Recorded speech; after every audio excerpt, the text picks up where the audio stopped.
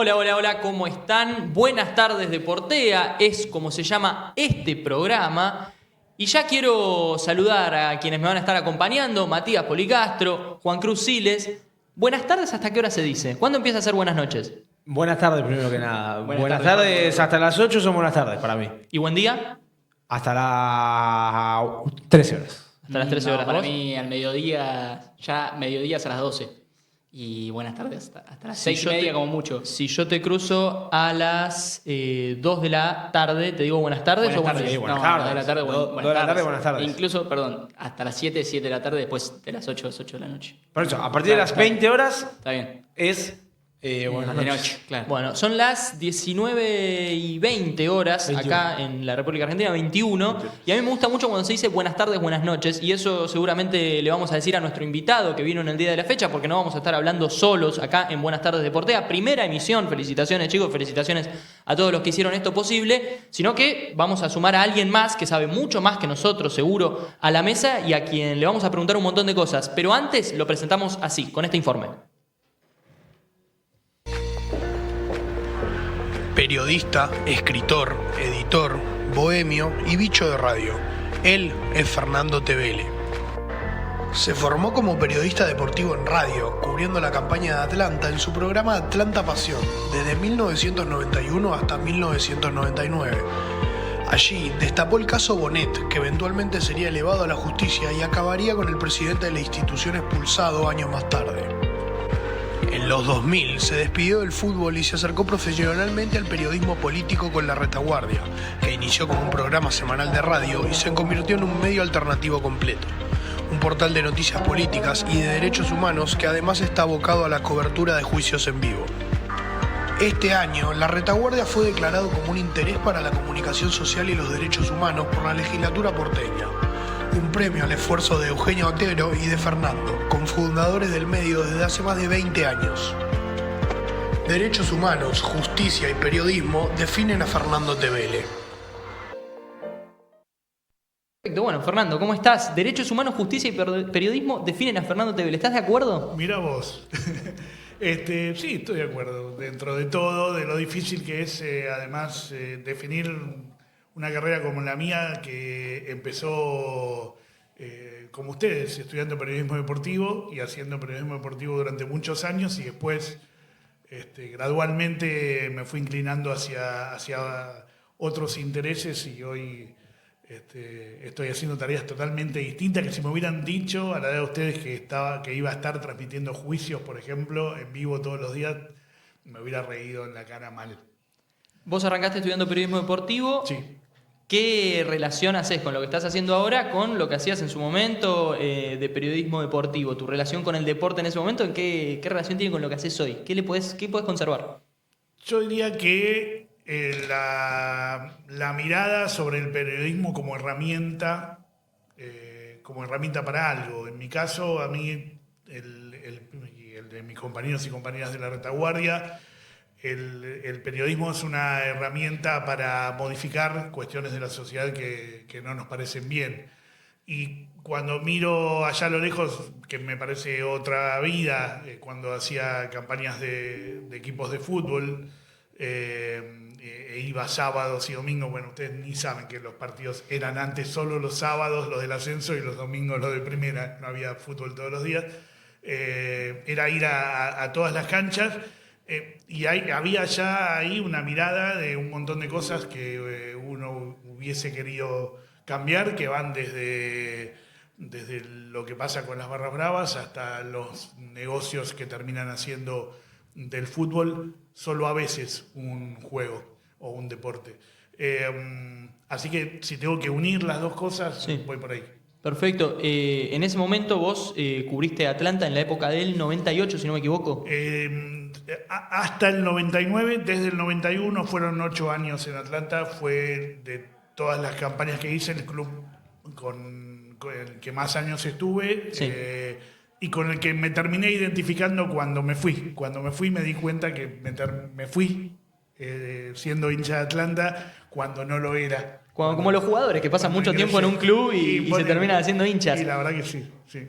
¿Y cómo te llevas vos con los nichos? Porque hablando de periodismo deportivo, por ahí lo que muchas veces nos pasa es que, bueno, si vos vas con un club, si vas al medio partidario, que mucho tiene que ver con el sacrificio para estar sábado, domingo, si hay copa en las copas, si hay programa en la semana, en cada programa, con por ahí darle información o tratar de que hinchas, ya sea muchos, pocos, los que te escuchen, los que te lean, estén al tanto de algo, pero al mismo tiempo eso no deja de ser algo que le interesa al hincha solamente, al hincha de ese equipo, al hincha de Atlanta, al hincha de Vélez, al hincha de River, al hincha de Boca. ¿Cómo te llevas vos con comunicar para un nicho o comunicar para ciertas personas? Bueno, eso es hoy lo que pasa y en los hechos las redes sociales han multiplicado, han potenciado la comunicación de nichos porque, bueno, como uno va a buscar allí lo que tiene como interés, sean noticias, sea cosas de deportes o lo que fuere, después el algoritmo va generando la información o lo que te aparece ya a partir de lo que vos buscaste, con lo que termina siendo una cosa de nicho. Cuando nosotros arrancamos con las transmisiones de las campañas de los equipos de fútbol, no era algo habitual, digamos, fue algo que empezó, no es que lo hayamos inventado nosotros, quiero decir, como hoy pasa que de golpe muchos empezamos a hacer streaming, nosotros arrancamos en el 2020 haciendo streaming y ni decíamos que hacíamos streaming.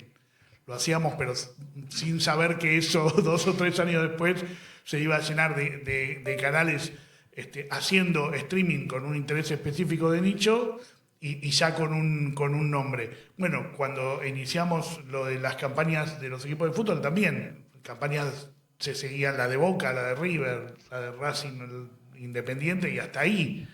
Y entonces empezó a aparecer esa necesidad de los hinchas de los clubes de ascenso, de los clubes más chicos de primera división, de también tener sus propias transmisiones y bueno, aparte en una época en la que no se televisaban los partidos, la radio era fundamental. Bueno, les estoy hablando de todas cosas que ustedes no conocieron. Había algo que se llamaba radio en algún momento que no tenía imagen. Que es un poco parecido a esto, pero no tanto. Y claro, ahora ya todas las radios tenemos imagen además. Sí. O sea, quedan muy pocas en las que no puedas ver a quién está haciendo. Hola, buenas tardes, ¿Cómo va? Fernando. Juan Cruz te saluda. ¿Cómo hacen para ir, o cómo hacen durante estos años para ir reinventándose y no quedarse atrás y ayornarse siempre a la actualidad? O sea, recién lo decías, había algo que ahora se usa poco, que es la radio, y hoy es mucho más streaming o mucho más audiovisual que antes. La autogestión te obliga un poco a eso.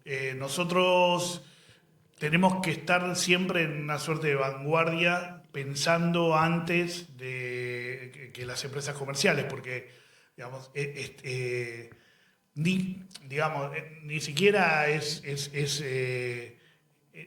correcto hablar de competencia entre los medios comerciales y los medios comunitarios, porque hacemos cosas diferentes. Aunque parezca que hacemos lo mismo, que hacemos comunicación, hacemos periodismo, lo hacemos tan diferente que ni siquiera lo podemos poner en términos de competencia. Entonces nosotros, en esa construcción de sentido que hacemos desde nuestros medios, tenemos que, primero, poder ir en contra de todo lo que se hace con plata. O sea, si un canal de streaming se hace con plata, nosotros tenemos que hacer un canal de streaming sin plata. Sí, claro. Si un móvil se hace con plata, bueno, nosotros tenemos que pensar. Entonces hay un montón de cosas que hoy los medios comerciales terminaron tomando muchas veces para precarizar, incluso herramientas como mandar a un movilero con un teléfono con Meet y con el cablecito de micrófono, que nosotros lo hacemos porque no nos queda otra.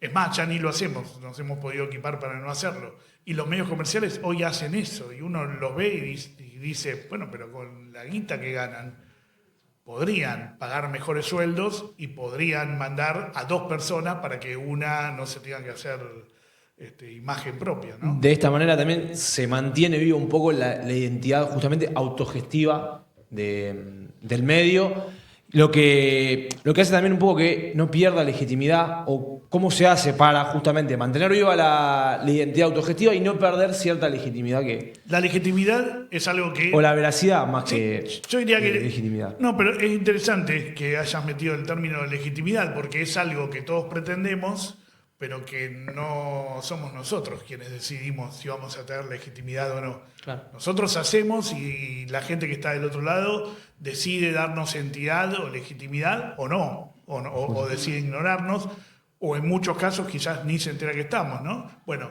en nuestro caso hemos construido una legitimidad, bueno, nuestro medio tiene 22 años, entonces en ese tiempo y con caminito muy de hormiga, nosotros nos identificamos mucho con las hormigas y con ese hacer despacito, imperceptible, pero a la vez que vos decís cómo puede estar llevando una hoja al hormiguero. Bueno, tratamos de seguir ese caminito. Creo que nos hemos hecho cierta legitimidad en un grupo de gente importante. A la vez nos gustaría llegar a muchísima más gente y pretendemos todos los días llegar a mucha más gente. Bueno, Fernando, primero que nada, buenas tardes. Agradecerte por venir, por tu visita y consultarte eso que te decía Juan Cruz, recién que vos mencionabas la poca plata, el poco dinero que se mueve en los medios autogestivos. ¿Cómo se maneja eso? ¿Cómo se fueron ayornando ustedes a los pocos recursos económicos que hay en un medio autogestivo? Y ese caminito de hormiga que vos mencionabas, ¿cómo se va construyendo de a poco y qué hechos son los que te marcan y decís, bueno, esto lo podemos cambiar, esto no, es a prueba y error, pero ¿cómo se hace en un medio de tantos años? Bueno, ustedes hablaban de nicho hace un ratito. La comunicación en nichos ha hecho que se pudiera inventar la cuestión de las comunidades, ¿no? Las comunidades que sostienen a los medios y la gente que aporta para sostener a los medios que consume. Bueno, nosotros tenemos una comunidad, por suerte, muy numerosa. Arrancamos con la cuestión de generar comunidad y que la gente hiciera aportes en un momento en el que no estaban todos los medios mangueando al mismo tiempo, como está pasando ahora, que estamos todos en la misma, y que muchas veces a la misma gente le pedimos que haga un aporte y todos estamos en crisis. Así que para nosotros es fundamental eso. La comunidad. Después hacemos 3 o 4 encuentros al año, fiestas culturales. La próxima es el 21 de septiembre, están invitados a venirse a Mataderos y a ver a los artistas que cantan allí en vivo, y es un momento de encuentro. Y con también, la comunidad es el encuentro. No, eso es un encuentro abierto y nosotros ahí ponemos el buffet como para también hacernos de unos mangos y ayudar al financiamiento. Y después también en la Ciudad de Buenos Aires hay una ley que todavía está a salvo, que es maravillosa, que es la ley del registro de medios vecinales, que es la única ley que hay en el país que permite acceder a la pauta publicitaria sin ningún tipo de condicionamiento político, que ya ha trascendido gobiernos del PRO, de los peores y de los más livianos. Ha trascendido, bueno, el gobierno de Ibarra, el gobierno de Tellerman, y todavía se mantiene justamente porque es una gran ley. Pero bueno, como están destruyendo todo, no sabemos todavía. Esa es la fachada, lo que la gente está viendo ahora es la fachada de la casa donde funciona la retaguardia. Sí, y acá esto es una captura de pantalla de la web de la retaguardia. Sí. Que tenemos un poco para también hablar de este financiamiento de los medios autogestionados y demás, un poco de lo que podría llegar a verse como el ingreso que tienen desde la posibilidad de publicitar dentro de la web. ¿Me podés, si podemos pasar a la imagen que tiene el chanchito ahí, explicar bien de qué se trata esto? Sumate a nuestra comunidad, recién lo mencionabas. Me parece que ese... El que entre a la página de la retaguardia se va a encontrar con el chanchito por todos lados. Le va a ser imposible. Hay que llenarlo el chanchito. Y hay que llenarlo. Miren, lo arrancamos hace 5 años, todavía se usaban las monedas. Sí, hay que actualizar eso, está chanchito. Hay que actualizarlo. ¿Qué ¿Qué necesitan para que se llene ese chanchito?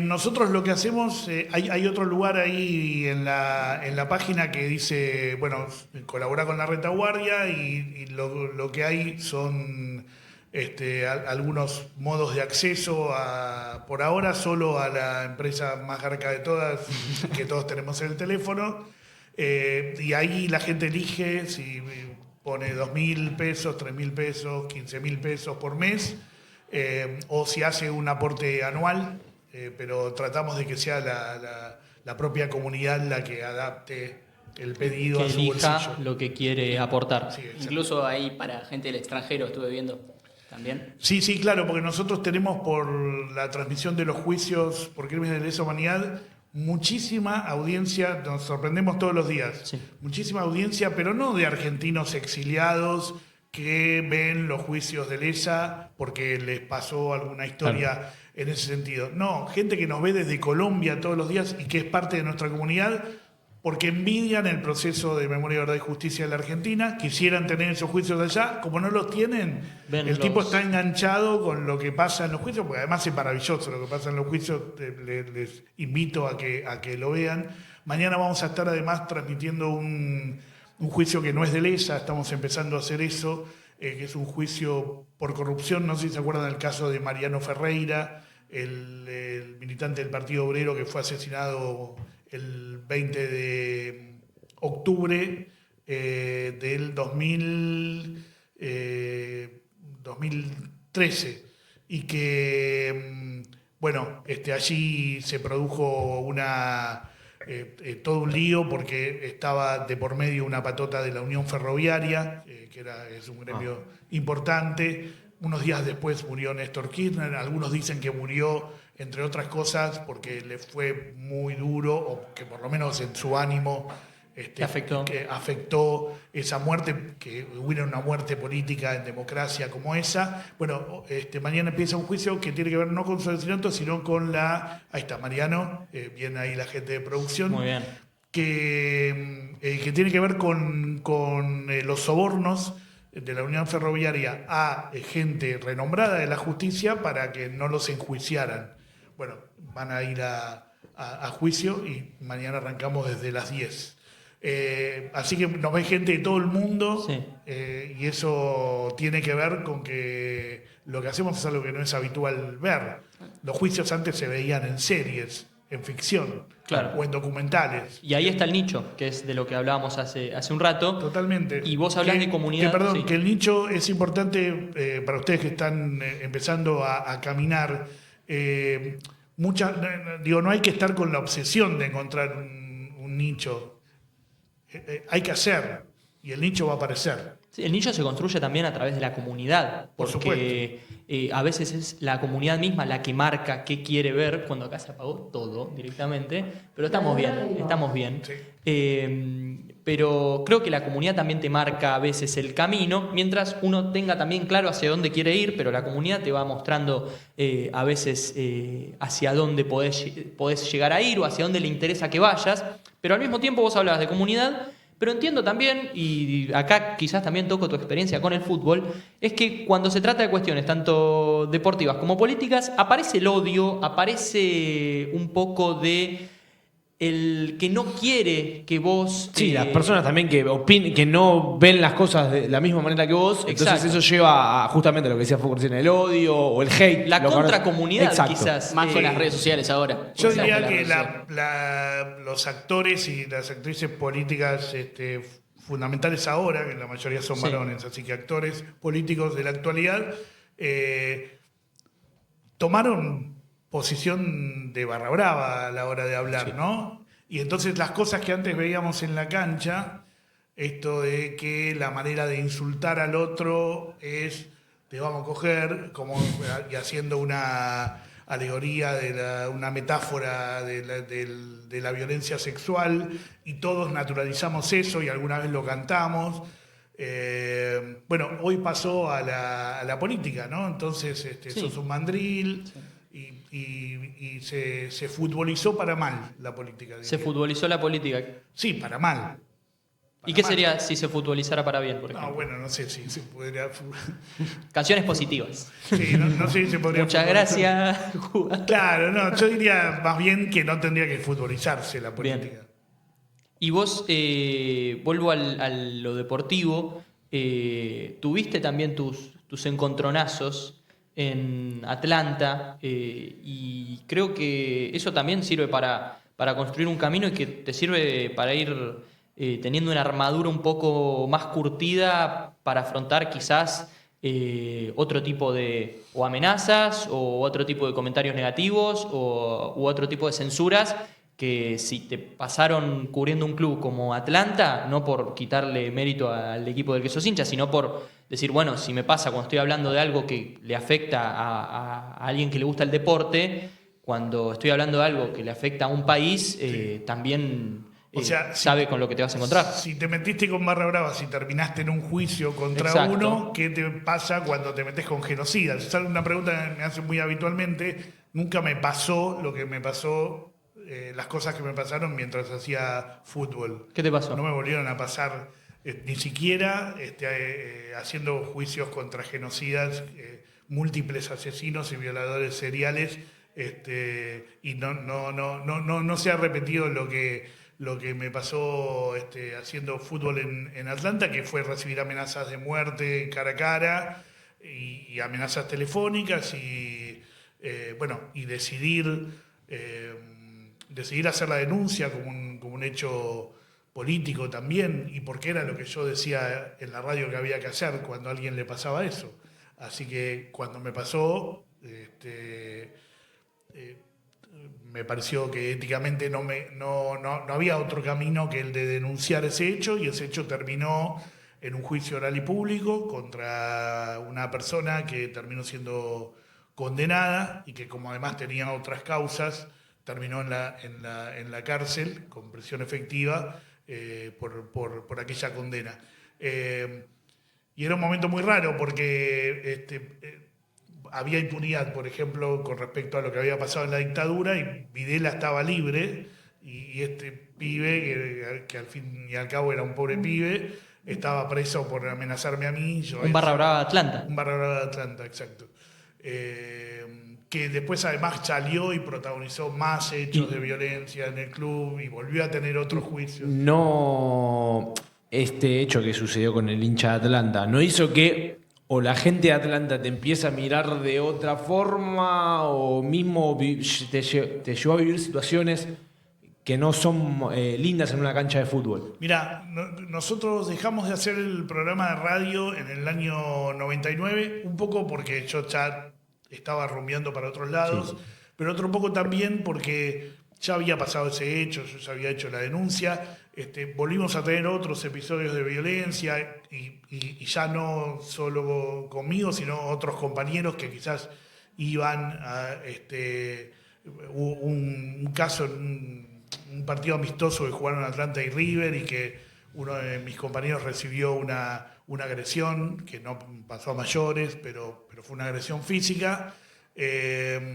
Y nosotros ese día nos dimos cuenta que la gente lo que quería era que le contáramos qué había pasado en el partido de Atlanta y River, porque hacía muchos años que no se enfrentaban. Y la verdad es que nosotros queríamos hablar de otra cosa, así que nos dimos cuenta de que estábamos en otra sintonía con la audiencia en ese sentido. Claro. Y claramente yo tenía ganas de hacer otras cosas, así que fue esa la manera en la que cerramos. El juicio vino después, así que yo ya no estaba al aire en ese momento, lo que calculo que fue mucho más cómodo también, claro, dentro de la incomodidad de la situación. Sí, porque capaz que, bueno, justamente lo que te decía recién, el estar en juicio con una persona de la barra, lo que eso conlleva lamentablemente en nuestro fútbol, claro, hubiera llevado a vivir situaciones que no están buenas. No, seguramente. Hace un rato mencionabas lo del nicho, lo de la comunidad, y con respecto a los juicios que ustedes transmiten diariamente o cuando los hay, y en 2023 sufrieron una censura con respecto a esos juicios. ¿Cómo se vive, cómo se enfrenta eso a un medio autogestivo, un medio que vive de eso? ¿Cómo se lo toman ustedes y qué medidas toman, ¿qué hacen frente a eso? Que en realidad les corta las piernas. Produjeron bien, porque era mucho tiempo de trayectoria lo que tenían que buscar y tienen buena data. Lo que pasó en aquel juicio de la megacausa ESMA fue que sí, que el tribunal, por pedido de una de las defensas, nos había otorgado el permiso y después de eso, por pedido de la defensa, terminó impidiéndonos ir al lugar a generar nuestra imagen o generarla a través de la virtualidad, ¿no? O sea, no nos impidieron televisar el juicio, pero quedamos limitados a tomar la señal que genera el canal de la justicia, que es una señal random. Claro, más que transmitir, retransmitir era. Nos obligaron a retransmitir. Claro. Y nosotros no te dejó transmitir, retransmitís. Claro, tomen la señal de acá. Que no deja de ser una transmisión, porque nosotros decimos siempre, nadie diría Teis Sport o ESPN no transmiten el Mundial, lo retransmiten porque la señal es internacional. Nadie diría eso, no lo digan entonces para la retaguardia tampoco. Pero muchas veces la gente repite esta cosa de la retransmisión. Nos limitaron, nosotros cuando estamos en un juicio elegimos qué queremos mostrar. Exacto. Entre las cosas que elegimos mostrar muchas veces las caras de los imputados, porque como las víctimas estaban en situación tabicada, vendadas, muchas veces no han podido reconocer, pero en muchas otras ocasiones sí ha sucedido. De hecho, que una sobreviviente, integrante de Montoneros, que no había reconocido nunca a uno de sus agresores, lo reconoció a través de la transmisión de la retaguardia cuando el tipo había ido a declarar el juicio, pero como testigo. O sea, el tipo lo habían llamado a las defensas para que vaya como testigo, y cuando lo vio desde su casa en el sur, en Río Gallegos, dijo: pero este tipo fue el que me llevó a mí de Campo de Mayo a la comisaría, le avisó a su abogado interrumpió el juicio, le comentó esa situación, era de las primeras audiencias que nosotros transmitíamos, fue todo un flash realmente que sucediera eso. De hecho, ese tipo después fue enjuiciado y fue condenado gracias a aquel momento de televisación, que además, si el juicio hubiera sido presencial, con Aixa Bona, que es la víctima que lo identificó, viviendo en el sur, no lo hubiera visto nunca, no hubiera sucedido. Claro. Todo gracias a lo que ustedes decidieron mostrar. Exacto. Bueno, en ese caso era un testigo, pero con lo cual lo hubiéramos mostrado de todas maneras. Pero muchas veces lo que hacemos es, mientras transcurre un testimonio, nosotros mostramos a los imputados para ver sus reacciones, o hacemos un doble cuadro para tener más imágenes. Entonces nosotros elegimos en general qué mostrar. En ese juicio en particular, bueno, nos limitaron a vayan a YouTube y tomen de ahí, con toda la limitación periodística que eso implica. Supone, por eso lo denunciamos como censura. Bien, y con estas limitaciones, hablábamos de lo autogestionado, de lo autogestivo.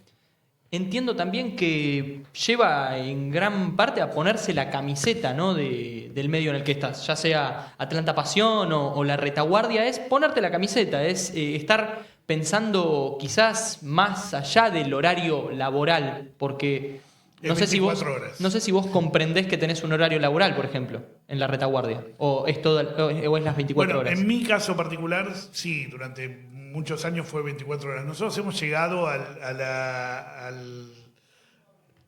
exceso, diría yo, lo veo hoy que estoy más grande así, de irnos de vacaciones con una consola en el baúl del auto por si surgía alguna urgencia. Nosotros muchas veces hemos hecho transmisiones que tenían que ver con urgencias, digamos, no sé, por ponerles un caso. Cubrimos mucho las luchas de las asambleas de las provincias cordilleranas contra la minería, intentando evitar lo que está sucediendo con la minería a cielo abierto, que es tremendo. Y sucedió un día que en Andalgalá, en Catamarca, una pequeña ciudad de Catamarca, estaban haciendo una manifestación y los reprimieron mal, muy mal. Como vemos hoy los miércoles, bueno, Estoy hablando del año 2012, eso fue muy fuerte y necesitaban difusión, y obviamente eso no lo difundía en aquel momento de 2 polos informativos y de pocas redes sociales, no lo difundía Clarín porque no le convenía mostrar en territorio minero que había ese tipo de quilombo, y no lo transmitían los medios más vinculados al kirchnerismo porque la represión era de gobernadores que estaban alineados. Entonces éramos los medios alternativos. Hoy es difícil de pensar que haya noticias que no cubría a nadie, porque con las redes sociales por algún lado siempre termina sucediendo que las cosas se saben, pero en aquel momento no era tan así. Y bueno, tuvimos que salir a hacer una transmisión de emergencia. Una transmisión de emergencia, y algunas otras hubo también así, que fueron de ese modo. Es un poco así, elegimos que sea así, no obligatoriamente es así. Nosotros sentimos la comunicación de ese modo, y lo que nos vuelve de la gente que nos sigue, a mí en particular me genera un compromiso de 24 horas. Pero también podría no ser así. ¿Cuánta gente tienen hoy trabajando? ¿Cuánta gente hay hoy trabajando? Nosotros somos, nadie tiene trabajando a nadie, eso es una... ¿Cuánta gente hay? Es una distinción importante para marcar de nuestros medios, ¿no? Digamos que más allá de que haya roles y que pueda haber roles, no hay empleados ni empleadores, los recursos financieros que conseguimos los repartimos de acuerdo al tiempo de laburo que cada uno le pone. ¿Y cuántos somos? Bueno, mirá, tenemos un espacio de coordinación que somos los que estamos todos los días, que somos 8. Después tenemos un grupo más grande con colaboradores, que ahí somos 10 más. Y después hay un montón de gente que viene a la radio a hacer sus programas, desde coproducciones, más que producciones independientes. Nosotros siempre hay un ida y vuelta con la radio, no nos desentendemos de lo que hay al aire, así que, bueno, nada, somos como 35 en total contando todo eso, con diferentes compromisos, digamos. Bien, perfecto. Para cerrar, hay una frase que recién vos decías, bueno, ahora más de grande quizás me replanteo algunas cosas, y en el documental, por ejemplo, de Bilardo, en un momento, cuando hablan de todo el tema familiar, suena la canción Me olvidé de vivir. No lo sentís así vos, porque recién vos marcaste... No, yo marqué eso porque me parece que ahora eso que yo hacía a los 20 años lo tienen que hacer los que tienen 20 años ahora, y yo tengo que hacer otra cosa dentro del colectivo. De eso se trata también, formar parte de un colectivo de comunicación donde no todo tenga que pasar por una persona o 2 personas. Así que la pretensión es esa, que estas locuras que yo hacía cuando tenía 25 o 30 años, ahora que tengo 55, a 2 horas, 3 horas de cumplir, 55, que las hagan los que tienen la edad de ustedes. Excelente.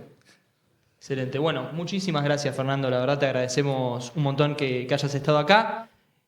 Interesante esto de que las cosas que hacías vos a tus 20 las tienen que seguir haciendo. Después veremos si los que tienen 20 las hacen también. Esa es otra historia. Esa es otra historia y la seguiremos profundizando en otros programas de Buenas Tardes de Portea. Para aquellos que se hayan quedado quizás pensando un poco más en la retaguardia y en el medio, tenemos preparado también un informe para cerrar. Te despedimos. Le agradezco a Juan Cruz, te agradezco, Mati, también por haber estado acá. Bueno, gracias por la invitación, a ustedes, a Seba, y nada, siempre nos gustan estos intercambios porque surgen preguntas que nos obligan a pensarnos.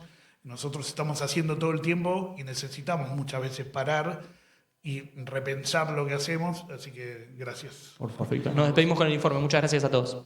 Retaguardia. ¿Cómo surgió? ¿Cuál es su mensaje? Conozcamos más sobre esta revista que intenta hablar lo que otros callan.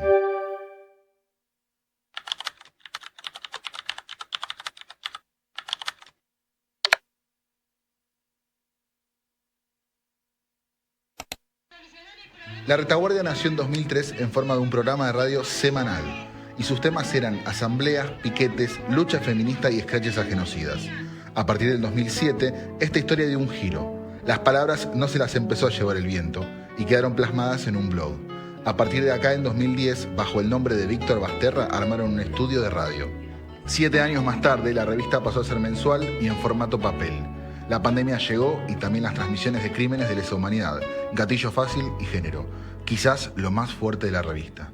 Ante un mundo desigual, La Retaguardia busca dar otra mirada, una desde la comunicación popular y levantando la bandera de que con esfuerzo y un objetivo, desde la autogestión se puede dar un mensaje. Este país que llevo mezcla de